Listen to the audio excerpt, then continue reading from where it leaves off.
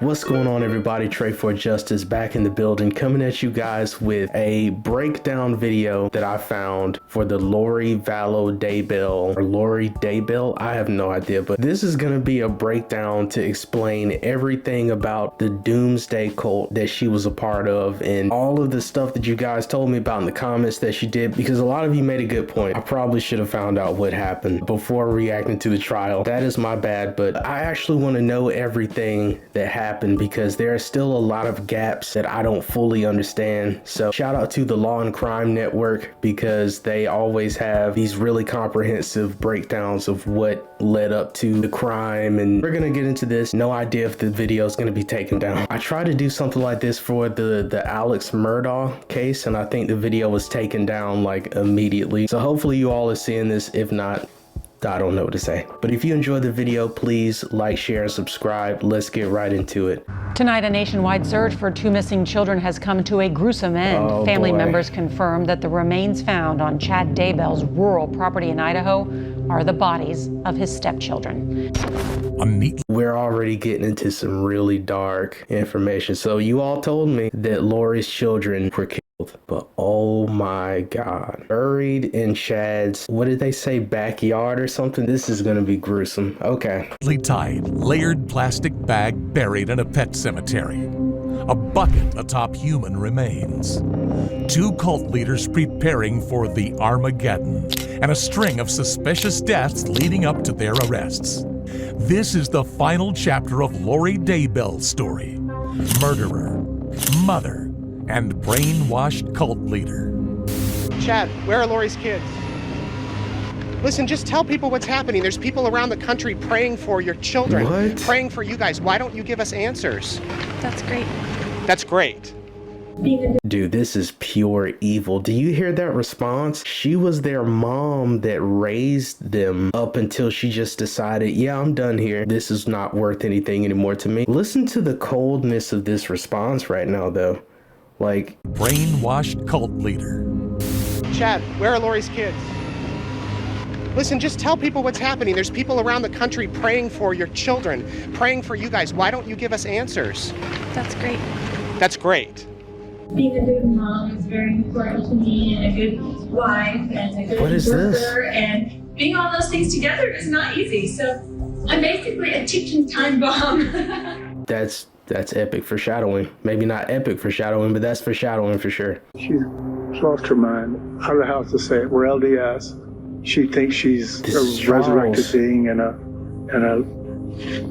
God, and remember the 144,000. Jesus is coming next year. So what makes her a danger to herself and to others? Threatened me, murder me, kill me. She threatened to murder you? Yes. And she said, how did she do that? She said, I can murder you. I can murder you. I will kill you because you're not Charles, and nobody will care. Lori, from what I understand, said that she has been on 21 planets and Chad has been on 31 I wouldn't say planets, but I would just say lives. lives. So she's had 21 lives and he's had 31. He was a holy ghost. Her brother talked about a little bit of this on the stands. She doesn't need to repent thing, and she's like, what did he call it? A celestial being. Like, my goodness. The fact that I remember this stuff, I feel... And has had 5 lives on this earth, and she's had 4 lives. Correct. She had said that he had turned into a zombie the day before I got there. It doesn't add up. If they're in a safe place, why is she in Hawaii having a great time on her honeymoon when her children are hiding in safety? That doesn't even make sense. I think most people understand that. The woman you just saw None being whatsoever. interviewed It makes is no Melanie sense. Gibb, former friend of convicted murderers and cult leaders Lori and Chad Daybell. After the deaths of Lori's 2 children, Tylee and JJ, Melanie came out in an exclusive video detailing the inner workings of Daybell's Latter-day Saints-inspired cult. The recently discovered chain of events which led up to Lori's brainwashing and her children's tragic ends is beyond what anyone could imagine. Because this is what I'm trying to understand, right? How does she just immediately pivot from being, I don't know how normal of a mom she is. It sounds like she was never really that much of a normal mom, just from the sounds of it. Like, this seems like such a complete 180. Like, let me just get rid of the kids and then go and be in La La Land with like a dude on another planet. How do you get to the point where you're an adult that just decides to believe you've been on like multiple planets out of nowhere? And then not only that, you completely eradicate your family. Like, how does, all right, asking too many questions. Let's hit play. When did this all begin? Did Lori and Chad kill each other's spouses in the name of a false god? And what was the motive behind the killings of JJ and Tyler? Each other's spouses? To understand the many years of tumult which led up to Lori and Chad's arrests, we need to start at the very beginning. Chad Daybell became notorious following the publication of multiple books which he authored on the subject of end times and religion, which explained his dogma of multiple lives, as well as his special place as a Holy Ghost meant to lead 144,000 chosen people to God during Christ's second coming. Jeez. He started publishing in 2004 when he also founded Spring Creek Book Company in order to self-publish. I've recently released my autobiography entitled Living on the Edge of Heaven, where I tell more about my 2 near-death experiences and how that prompted me to write my novels. In 2015, Chad reported hearing a voice telling him to relocate to Rexburg, Idaho, where he moved with his former wife, Tammy. In the fall of 2018, he would meet Lori Vallow, oh boy, who by then had become an avid reader of his. So Lori found him first. Okay, taking note of that. I'm putting a pin in that. Okay. In 2018, Lori attended a Preparing the People meet along with Gibb. It is there she would meet her future husband and religious mentor, Chad Daybell. Oh my goodness, dude. This entire thing is documented down to a T. She's sitting right there, and look at this massive grin on her face as she is attending this cult meeting. We're only 4 minutes into the video, and the stuff that I've learned already is like what do you even say about this? If you've had this Holy Ghost experience testify to you, you're on the right path. It was then that Chad set his eyes on Lori, expanding upon the mysteries of God for a whole night. Chad explained that he had lived 31 lives and that he could see whether people were light or dark. He referred to Lori as an eternal being who had lived 21 lives. From that night on, Lori felt she had a higher purpose. Originally Lori Cox, the future cult leader had gone through 4 divorces at the time she and Chad met. She was extremely close to her brother Alex Cox, who would also go on to be involved in the crimes and Daybell's cult. Crazy. Throughout her life, Alex acted as Lori's protector, and he would protect her no matter the cost. His first attack on Lori's partners was on her 3rd ex-husband in 2007, Joseph Anthony Ryan, whom Lori had her daughter Tylee with. Claiming that Ryan had been abusive towards Lori, Cox tasered him and threatened to murder him. What no one knew at the time is that Alex was capable of much more. Now we understand their dynamic a lot more. By we, I know most of you know this story already. I wasn't really familiar with how close they were. He pretty much follows along with what Lori wants. Dude, his face on the screen is absolutely terrifying. I'm going to hit play. Much darker things. In 2006, Lori married Charles Vallow. A longtime Catholic ended up converting to Lori's faith of the Latter-day Saints, or LDS. The couple adopted Vallow's grandnephew, JJ Vallow, and in late 2014, they moved to Kauai, Hawaii. Poor JJ, At least man. for a time, things in Lori, Tylee, and JJ's lives were stable, but this peace would not last for long.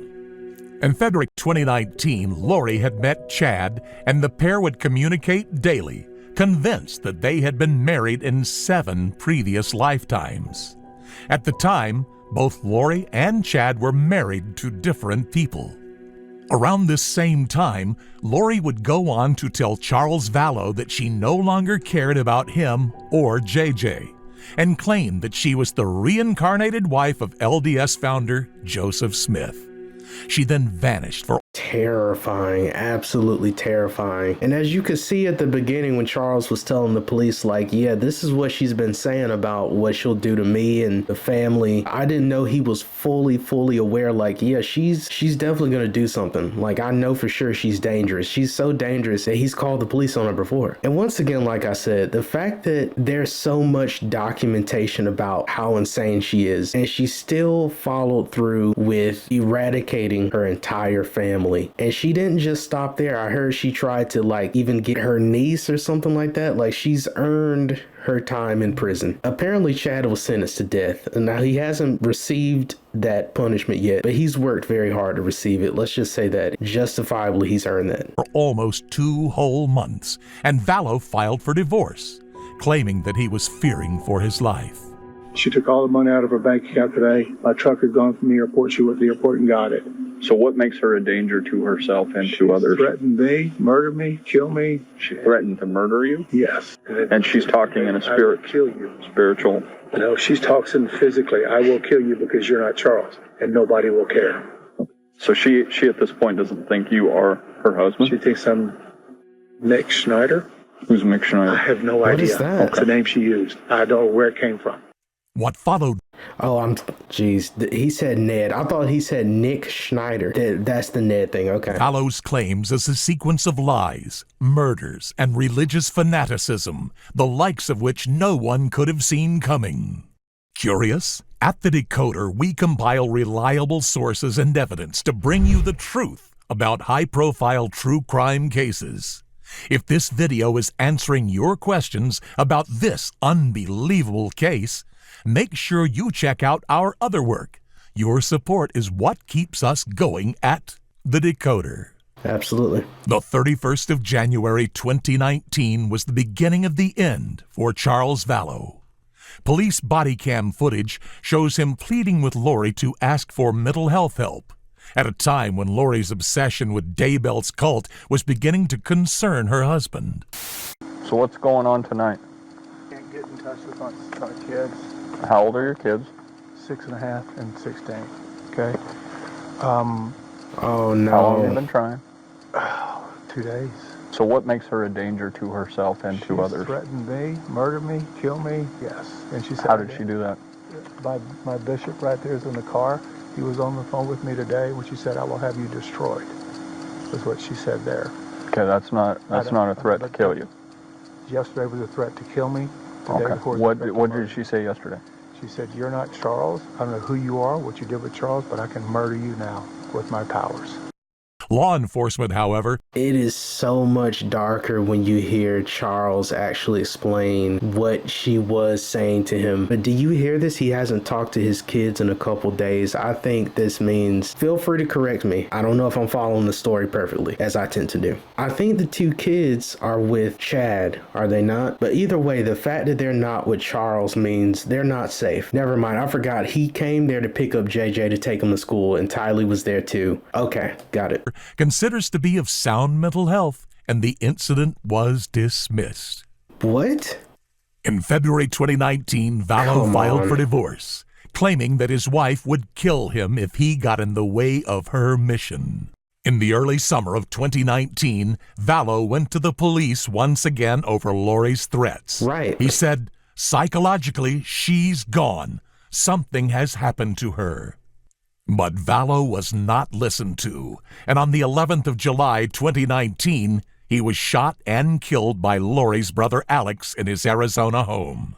So he was pleading with them. In that initial footage, that body cam footage, it sounded like the cop already didn't want to believe it. Like he was just like, okay, but that's not a threat. So what are we doing here? Just go back in there, work it out, please. This is silly. Like he already had that vibe from the very beginning. And it just sucks because he clearly knew how bad this was getting. Charles knew. And then ultimately he paid for it just because he wanted to come back and take his son to school. Man, dude, I hate running through the details in my mind, honestly.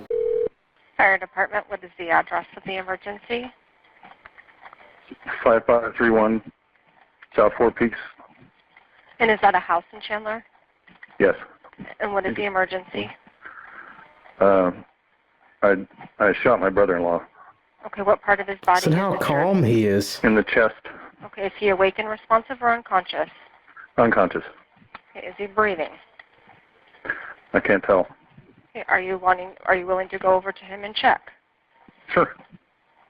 Sure. I'm sorry, are you calling to save his life, or are you just ordering a pizza or something? Do you hear the urgency in his voice? They even talked about that during the trial. He's talking as if like nothing at all happened. Sure, yep, let's just get this task taken care of. Like that's his vibe right now. Dude, you just shot your brother-in-law after he attacked, let me put quotes on this, air quotes, after he attacked you and your sister, and you know, he attacked the kids apparently, or he attacked Tylee, I think they said. What is this reaction right now? Do you just let me know if you see his chest going up and down? How old is he?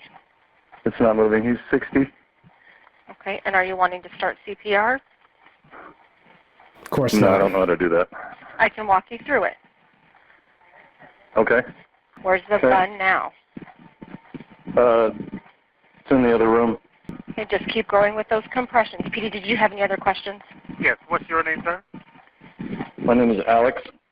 Last name is Cox. C-O-X. He's not doing compressions. You can hear There it. in the house with you. Just me. What's his name? Your brother-in-law. Charles Vallow. His last name, I'm sorry. V-A-L-L-O. Vallow. Police and medics are on the way to help you. Thank you. How long ago did this occur? Did it just happen? Yeah, maybe 5 minutes before I called.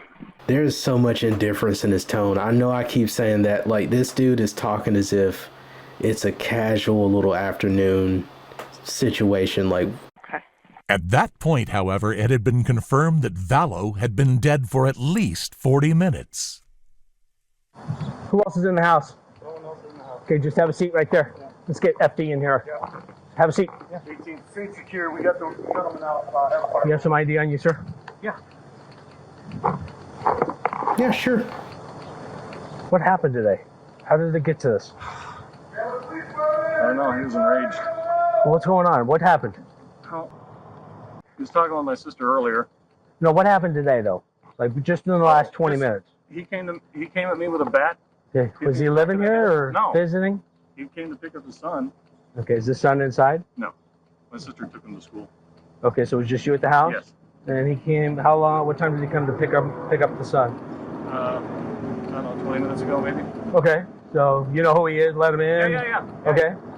No, I think they were talking earlier, then she left, and then he got into it with me. Like what? What do you mean? I don't know, he was accusing me of...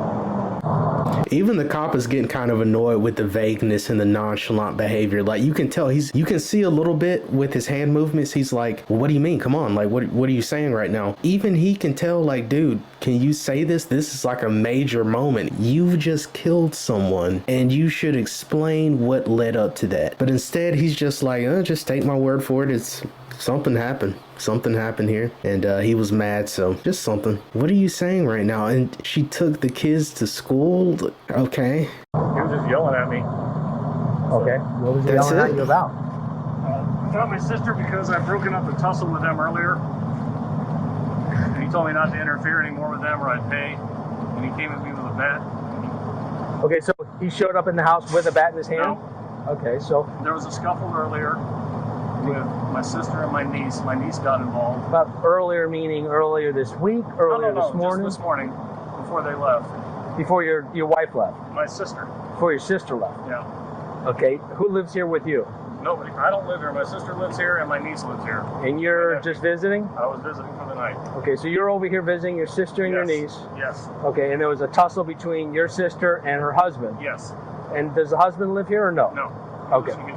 Okay, is he an ex-husband or just current husband? They're working on that. Gotcha. So at some point earlier today, they get into some type of domestic? Yeah, just this morning, then they left, and then he came at me. They left meaning who? Both of parties?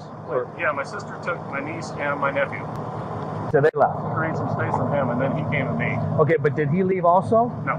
He stayed here? He stayed. So you guys are kind of talking in between or what? And kind of go through it. So, say something like, hey, don't touch my sister, or... Yeah. Yeah. Okay. And then he picked up the bat. Where was the bat at? Is this vehicle here? You can tell he was not prepared for the fact that they would actually ask follow-up questions. I think he truly believed that he was just going to say, he came in there, he was angry, grabbed the bat, had to do it. That's pretty much the end of it. You can tell he didn't think at all about this because he's being so vague. He's speaking in these little micro sentences. The cop is trying to like push him along like, hey, can you just say it? Like, but even still, he's just saying these little tiny pieces because he didn't think they would actually ask him questions after the initial story. Complete idiot. And I'm so happy they didn't try and that they didn't get away with this. Get her. Is here from Texas? No, that's my sister's car. I think he came in a rental car. I think his sister's in. You think your sister's in the rental car? Okay. Makes no sense. Why? So you get in an argument? What is it over? Well, it was over my sister. He was getting physical with her, and so my niece came out with her bat, and then he took the bat away from her. Well, I thought you said your niece left. She did. But this is before. Okay. So before your sister and your niece left, yeah. At some point your sister and her husband are arguing. Yes. Verbal argument. And then your niece pulls out a bat? Well, it wasn't verbal. He was getting close, and she came out to defend my sister with her bat. Your niece? Yes. Okay. And then she poked at him, and then he took it away. Okay. And then I stepped in and told them they needed to separate. Right. So then my sister leaves with my niece. And how long ago did they leave? It's been like an hour, 10 minutes? 20 minutes maybe, I don't know. Okay. So not terribly long. No. Oh, okay. And then he's coming back at me, and he's still got the bat in his hand. Like, what are you doing? And where are you at it? That's the most emotion he showed in this entire explanation. You hear that little higher like tone that he hit there, that little inflection in his voice. That's the most that he's done in this little performance here, because the vagueness is what I'm sure this cop even understands. Like, dude, you are due for the cell, the prison cell. Where are you both in the living room. Okay. And then I turned around, and he hit me in the back of the head with the bat. So I went to my room and got my gun. So I would carry it. You went to your room, meaning the room you're staying in? Yeah. Okay, and you brought a gun with you? Yes. Do you always bring a gun? I have a concealed carry always. Okay. Just to be safe. Hi, who are you? Okay, just stand over there for just a second, guys. Jeez, there she is. I told him to put the bat down, and he wouldn't, and he came at me again. And the wife just showed up as well. So you told him to put the... Yes. So where are you at? Where are you at now? Did you stay in your bedroom? No. Okay, why didn't you stay just in your bedroom, close the door? Is that something you didn't think about, or...? It didn't even occur to me. Okay, so... He didn't think about this part in the story he's making up. He literally did not consider that, officer. You are honestly explaining why he's a cold-blooded murderer. Walk me through it. So you go back in your room. So I just went back in the living room. Like, what is your problem? With the gun in your hand? Yes. And I said, I want you to put that bat down. And he wouldn't do it. And he's like, and he came at me with the bat again after he'd already hit me in the head. So I shot him to stop him. So yeah, if you can just kind of tell me kind of. Jeez, that is a massive change in volume. I'm sorry about that. I'll try to drop that a little bit. What happened? It sounds like some of this may have started last night or something along those lines. Right. So start where you think it makes the most sense. Okay. So, I told you. What is this right now? What is that? I'm sorry. Let me go back. She just asked her a simple question of what happened here right now. And she starts doing this and just laughing. Hold on a second. Let's see. Start where you think it makes the most sense. Okay. So, I told you. It's a crazy question. Well, he's always mad at me, right here, and he doesn't want a divorce, but I don't like him and don't want to deal with him, so that's just how it is. Like, yeah. So we married for 14 years, we dealt with it for 14 years, of him being horrible to her. Me and him have always kind of not gotten along, like just since I was little. Oh no, this is Tylee. This is the first time I've heard her talk. Okay, let's back up a little bit. All right, listen. So we married for 14 years, we dealt with it for 14 years, of him being horrible to her. Me and him have always kind of not gotten along, like just since I was little. And so there have been a few times that we've gotten in fights and stuff like that, and so so I'm just kind of always scared of that. Yeah. He came over in the morning, and he's like banging on the door. I'm like, oh great, here we go, you know. And I was just gonna be nice. I was gonna be nice as possible, and I had JJ stuff all ready for school. And so, do you remember about what time he got there? He said he'd be there 7:30, but it was more like 7:40ish or 7:35. I don't know. Okay. But I remember thinking, looking at the clock, and he wasn't there at 7:30, and he's usually Mr.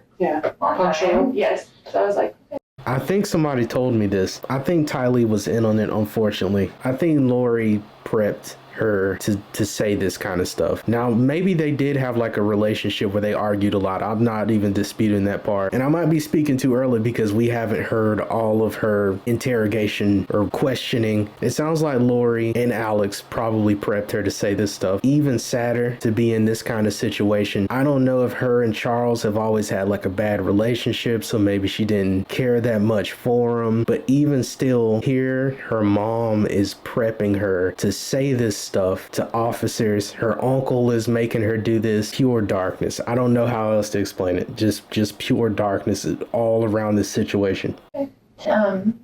He's just being real smirky and real like jerky, you know, to me, and I was like ignoring him, whatever.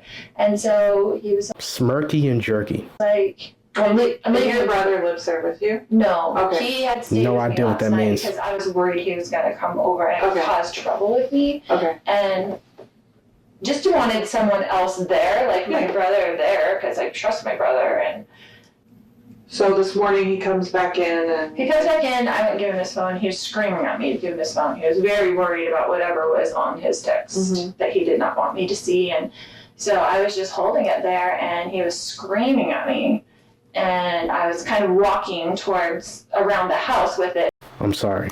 She's finally explaining the phone. Hold on, I want to hear so I can understand. My brother. And so this morning he comes back in and... He comes back in, I wouldn't give him his phone. He was screaming at me to give him his phone. He was very worried about whatever was on his text that he did not want me to see. And so I was just holding it there, and he was screaming at me. And I was kind of walking towards around the house with it, so he couldn't get it. He's like reaching for it and stuff like that. But why? If you just said, like you said, you don't want him there, he's a danger to you and your kids. Why are you keeping him there by holding onto his phone? It doesn't make sense. And so Tylee came out of her room upset, and she had a bat, and she told him to leave her mother alone, like, right? So she was really whatever, and he's screaming at her, don't you hit me with that bat, blah, blah, blah. Like, is there a reason you put the bat up? Yeah, he was walking towards my mom, and I just didn't want him to do anything, so I kind of just stuck out the bat. Like, my mom was right beside me, and he was right there, so it wasn't, like, between them. Okay. It was kind of just, like, I just stuck it out to be, like, keep your distance, kind of. When you say you didn't want him to do anything, what did you think he was going to do? Hit her. Okay. Yeah, it's, for the most part, been pretty, like, mundane, but there have been a few, like, violent times with him when I was really scared that he was going to hit me or hit my mom, like, just because everything was kind of crazy. So Tylee goes outside. Yeah, she was outside, and then they got up from that, and my brother had, like, stepped back, I guess, and then Charles was coming with me at the back, yelling at me to give him his phone still, because I had it in my hand. It was all really quickly, and then, and we were all right there in that room, except for the kids had been outside by that time, and I heard the gunshot. And so you heard the shot? Did you actually see the shot, or did you just hear it? I had gone. She didn't make that part up yet. You hear how long, or you see how long it took her to answer? Hold on, let me go back a little bit. She didn't make this part up yet. She doesn't know. The gunshot. And so you heard the shot? Did you actually see the shot, or did you just hear it? I had gone around to the kitchen to get away from him, and so back around. So I don't know if he went in the house. I didn't, so I'm like a little bit of a disadvantage. Yeah, so I didn't see the shot. I heard it, and then I came back around and I saw that he was on the ground. And it was freaking out. And so I was just freaking out, and it just went into mom mode. I'm like, I've got to go to JJ to school, I've got to get to the kids. I just felt like I got to get to the kids. And so I just went outside and to see if they were in there okay. I didn't want them coming back in the house when all that was going on. And I don't. Do I even need to say how that doesn't make any sense? When you saw that he was shot, you said, I better hurry up and get these kids to school. Doesn't really need to be said other than doesn't make sense, right? I don't know. And you may not know this, so, because I know you heard the shot. Do you know at what point your brother had the gun? Do you know if he had it when they got in their first fight, or did he have to go get it, or do you know that at all? I don't know. Okay. I don't know. Does your brother normally carry a gun? Like, I carry a gun everywhere I go. Right. Like, I know he's a gun person. Like, he has guns and things. Okay. He's good with guns. And did you know that he had one with him? No. When he came over? No, but I wouldn't be surprised if he did, because he's very, very professional with guns. Proficient, professional. Responsible is usually a good. Right, but responsible with guns. As all the other witnesses had similar stories, police did not investigate murder further. But Lori acted strangely regarding the situation, telling JJ's school a completely different story. A school employee said, "What? Lori just told us that Charles committed suicide last week. I can only say it didn't feel right." Are you serious? He was a great father. He would do anything for his son.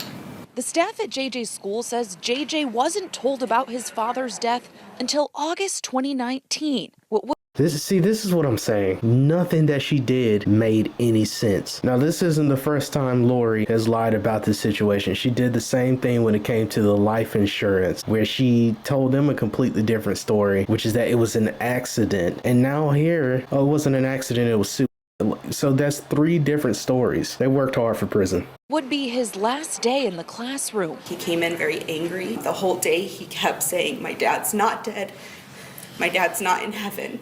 My dad's just traveling. He's not in heaven." Lori would later be so indicted sad, for conspiracy to murder Vallow. What's going on, everybody? Really quick, if you're enjoying the video, feel free to hit the subscribe button. Give it a quick like for weekly content. I feel like I've made this promise before. But nonetheless, feel free to subscribe and like if you're actually enjoying the content. Let's get back to the video. In early September 2019, Lori, Tylee, JJ, and Alex Cox relocated to Rexburg, Idaho. On September 8, 2019, Tylee and JJ were seen alive together for one last time. Oh my They were in gosh, Yellowstone man. Park, along with Lori and Alex Cox. At around 6:45 p.m. that same night, phone records show the party of 4 driving back to Lori's home in Rexburg. At 2:45 a.m. that same night, Alex Cox was tracked to Daybell's home. Cox left the following day at 11:53 a.m. So he was still alive at this time. Dude, this is insane. So it sounds as if Alex, being the dirtbag that he is, he probably participated in executing his own niece and nephew. Jeez, man. In some suspicious text messages from Chad to his wife Tammy, he said, "Well, I've had an interesting morning. I felt I should burn all of the limb debris by the fire pit before it got too soaked by the coming storms. While I did so, I spotted a big raccoon along the fence. I hurried and got my gun, and he was still walking along. I got close enough that one shot did the trick. He is now in our pet cemetery. Fun times." What an evil, despicable human being. What's the date for his execution? Has that been set yet? We might have to get like the confetti poppers going on for that. He's speaking in code about how, oh my God, dude, those poor kids, man, deserved better. This is just crazy. This is just crazy. On the 8th of September, Daybell and Tammy had also signed an application raising her life insurance policy to the maximum amount. On the following day, September 9th, phone records once again placed Cox on Daybell's property, in the same general area where human remains would later be found. On the 22nd of September 2019, Melanie Gibb was among the last people to see JJ alive. Reportedly, Lori described him as being a zombie who climbed up on the cabinets, climbed up on top of the fridge, smashed her picture of Christ down, and then climbed up onto the upper cabinets and got in between the top of the cabinet and the ceiling. Do you think she told that story in court? Do you think she told that complete lie? Because she didn't try it with the trial with Charles and stuff. She didn't even go that route. She just went the, he was a bad guy. So it had to happen. Like, that's the route she took with that. I really need to go back and probably look at that trial too, because people were telling me she received a life sentence. Honestly, I wish her and Chad had the same sentence, to be honest with you. Because how do you do this to your kids? To any kids? To any person? How do you just become this way and decide that you're okay with this? Did she speak at all about JJ? Yeah, I mean, he was all around us, and we were talking about him quite a bit, actually. What did she say? As I arrived on the Thursday, she had said that he had turned into a zombie the day before I got there. And she was pointing out behaviors of his, like, look how he's doing this, that's unusual, or look how he's doing that. And she was trying to create uncertainty in me about what I saw his behavior. Like, what do you call that? Like a doubt? A doubt. And I was looking at him and I thought, well, I don't know, he kind of looks like JJ to me. Right. Hyper and angry one minute and kind of chill or crying the next minute. Like, that's how his behaviors always were around me. On the 23rd of just a kid that's dealt with probably a lot of dysfunction, honestly. But I mean, he's a normal little kid. Little kids, they cry, they throw tantrums. It's not evil. But of course, she just wanted to do this. So framing it as that. September, a final doorbell video of JJ alive was recorded. His last confirmed sighting was at Rexburg's Kennedy Elementary School. The following day, Lori contacted JJ's school to withdraw him, saying that she would start homeschooling him instead. On the 1st of October, Lori rented a storage unit. Surveillance footage shows Lori and Alex visiting the unit a total of 9 times during the month. The blue Rogue arrives at 2:25. You can see the timestamp says 1:25, but that's because the clocks were off, according to the facility. Lori is driving the Rogue and makes her way to the door of the building where her unit is. She gets out 2 minutes later at 2:27 with the man we believe is Chad. Okay. At 2:29, he pulls a tire out of the back of the Rogue and rolls it into the storage unit. Then 1 minute later, he and Lori both carry in together what appears to be a removable car seat.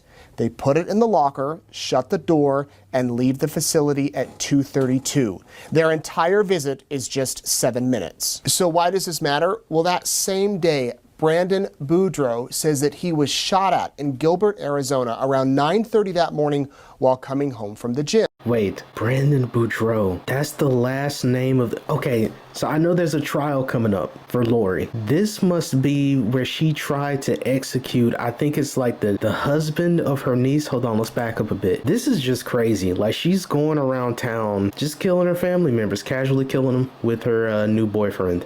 So why does this matter? Well, that same day, Brandon Boudreaux says that he was shot at in Gilbert, Arizona around 9:30 that morning while coming home from the gym. Brandon had been married to Melanie, Lori's niece, and he had a very large life insurance policy and assets totaling over $1 million.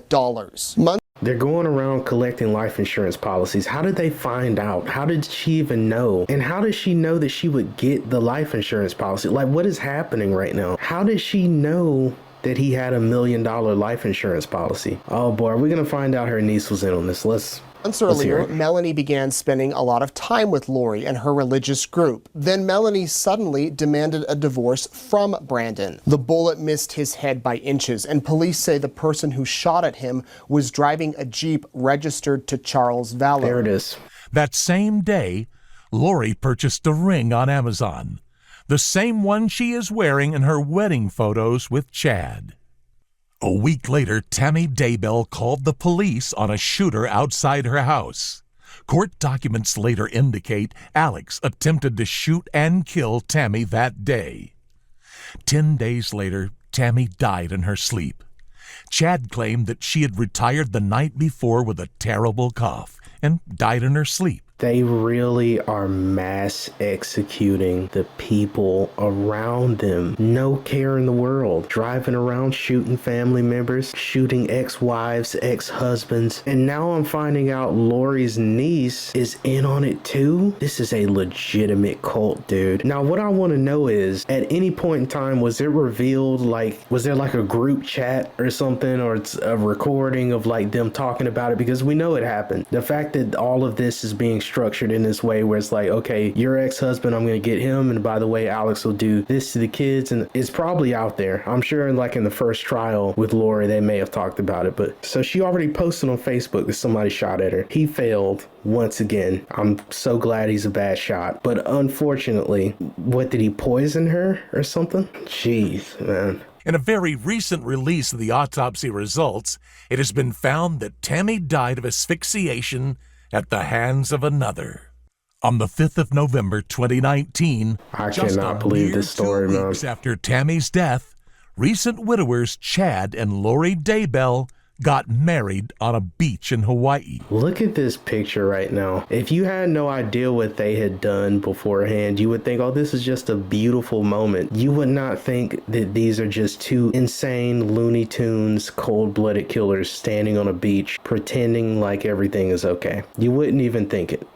At that point, Tylee and JJ's grandparents were raising alarms regarding the children's sudden disappearances. Right. At the same time, Lori and Chad were telling people in Hawaii, where they were residing, that Tylee had died in 2017, or even that Lori had no children to start with.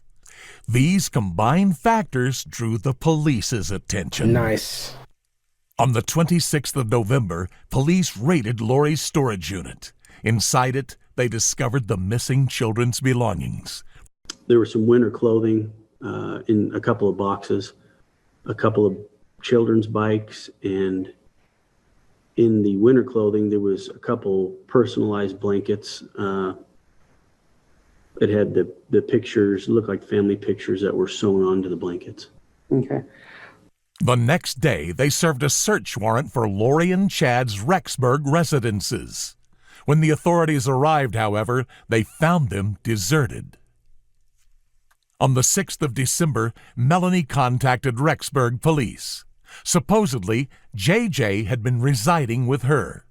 She came clean, saying that she had been told to lie about the child's whereabouts. Why would you actually join along with something like that? Would you not be suspicious as to why she wants you to lie about the whereabouts of her kids? I mean, I'm glad she came clean about it, but does she know that Lori killed her kids? Like, I'm just trying to find out if... In their effort to locate JJ, police discovered that Tylee had also been missing.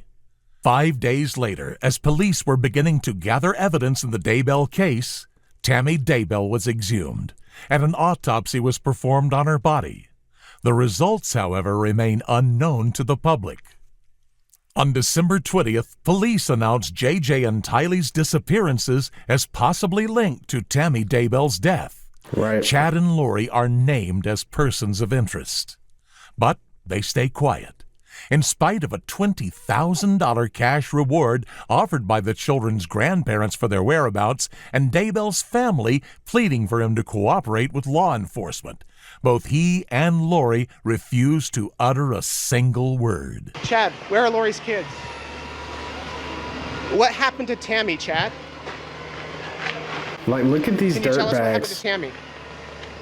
Is this the vibe of like concerned parents at all? Like, you're on the brink of going to prison. And once again, as I'm saying this, I'm glad that they failed miserably in their plan. But it's just like the attitude about it, as if like they're in the right or something and we're bothering them. Like, look at these two and how they walked up as if the world just is supposed to bow to them. Like, look at the way they're walking up right now. And they're just like, hey, get out of my face, you know, just move along. Any emotion about your kids that are missing or what's going on here? But apparently they thought this was not going to lead to them forever being in prison. Not in Chad's case. Hope Lori gets the same, honestly, because this is horrible. I know that's wild to say, but look at what she was okay with happening to her kids. I had no idea this story was this brutal. Why have you guys been in Hawaii for so long?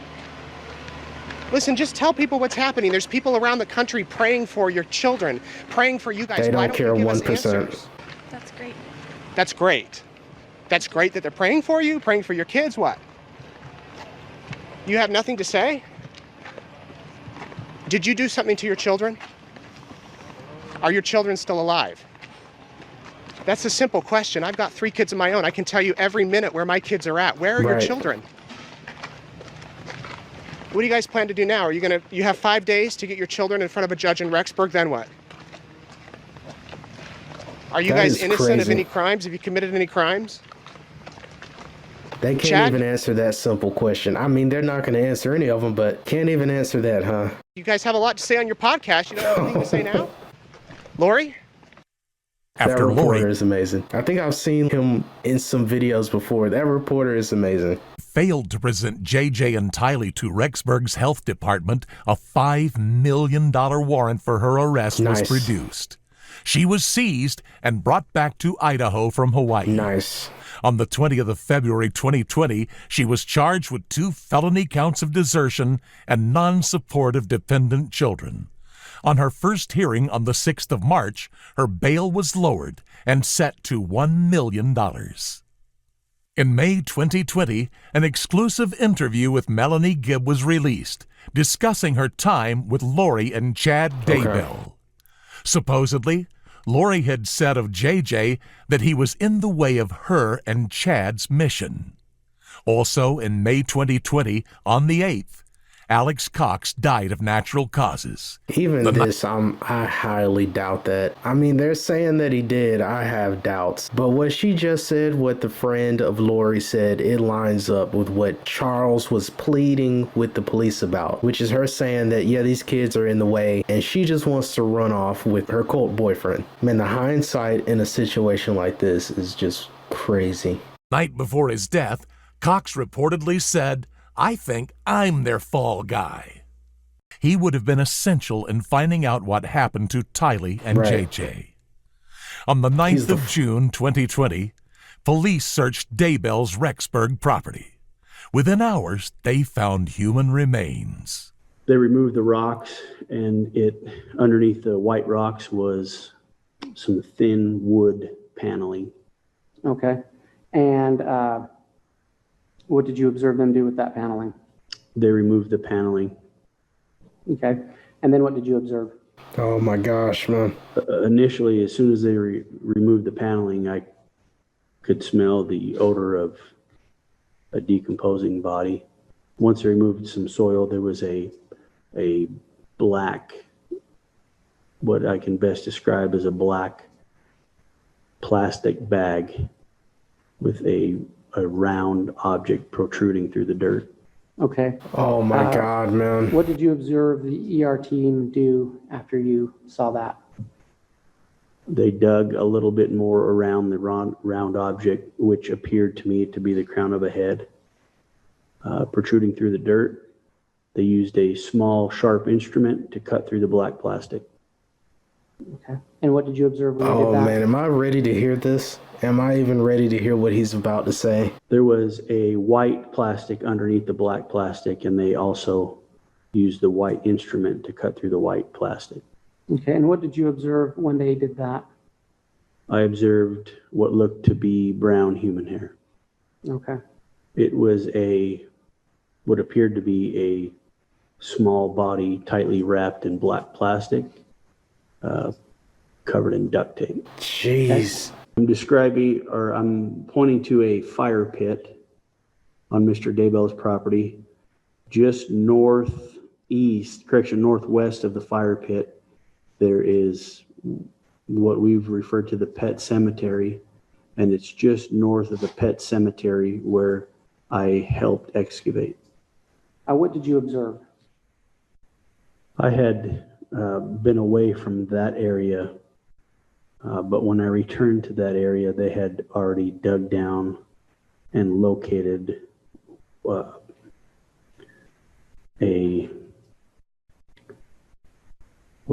Oh my God, he's struggling to describe it. He's struggling to describe the situation or what he saw.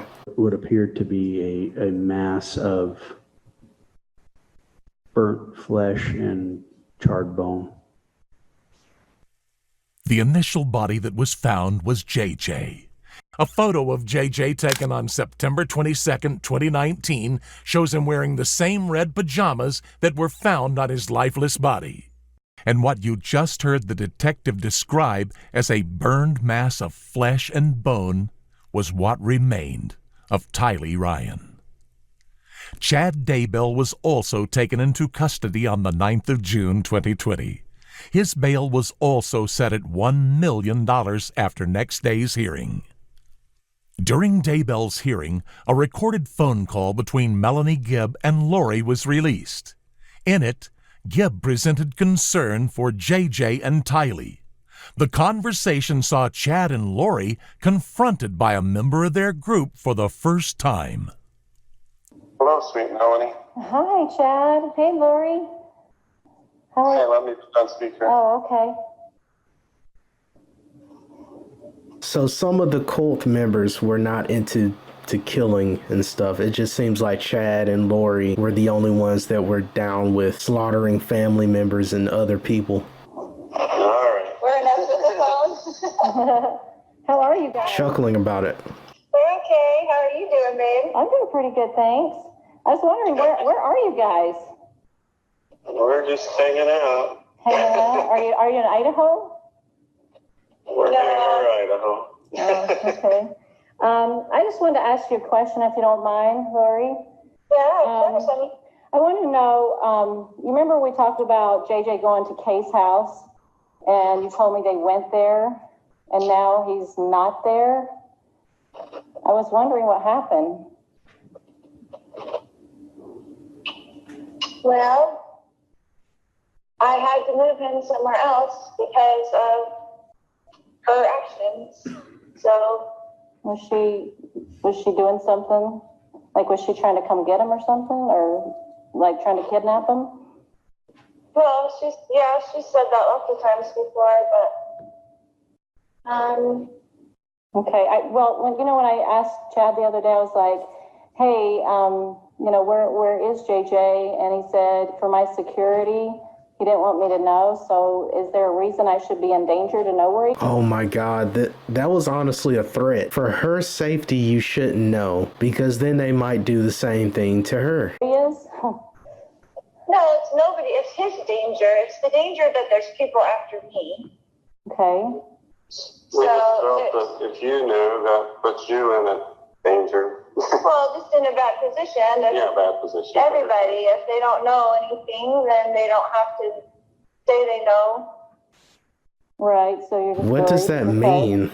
I'm just to keep him protected and keep you protected. And keep everybody else good. I appreciate that. Another threat. Well, I was wondering why you told the police why he was with me. Any explanation? I just needed to have somebody so I wouldn't have to tell them where he really was, because they were going to tell Kay where he is. Oh, yeah. So do you think it's like your family, or, like your family, your dad, or, those people? My family, well, not my whole family, but as you know, most of my family is working against me and with her, basically. Yeah. With her, basically. What?